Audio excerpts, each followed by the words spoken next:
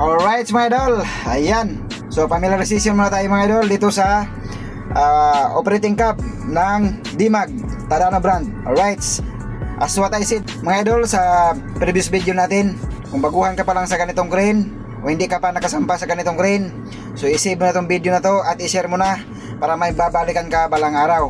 Alright, so andito na tayo mga idol. So ito yung joystick, ayan. So kung nakakahawa ka na ng iba't ibang crane mga idol, halos puro parehos lang ang function nito, di ba?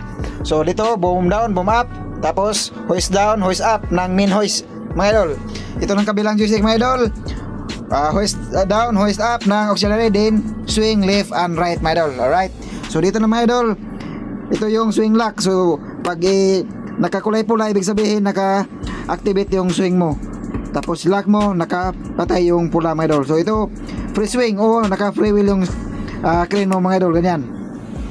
So ito naman sa kabila mga idol, ito yung tilt up and tilt down ng cabin natin. Yan, ito dalawa. Ito naman yung toggle switch ng on and off ng engine natin. Ito wiper, ayan. So ayan mga idol, ito sa dashboard natin, ito yung level ng mga outrigger. So pwede ka dito mag-extend the track ng outrigger mga idol gamit ng ganitong toggle switch. So ito yung all, so pindutin mo lang. Ito yung jack, up and down, slider, in and out also. So pag ganito mga idol, tingnan nyo lang kung saan kayo nakaharap ng posisyon ng outrigger nyo. So sundan nyo lang. Pagkatapos may labas nyo lahat ng slider mga idol, pwede nyo i-auto din yung pag-level.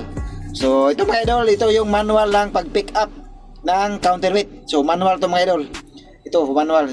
Ito naman yung mga bypass keys. So dito yung mga bypass keys mga idol. Ito. So ayun lang mga idol, ito emergency stops, key, so accelerator and brake. So ito yan naman horn, yan mga idol. So ayun lang mga idol, maraming salamat at shout out sa manggagawang Pilipino. Alright.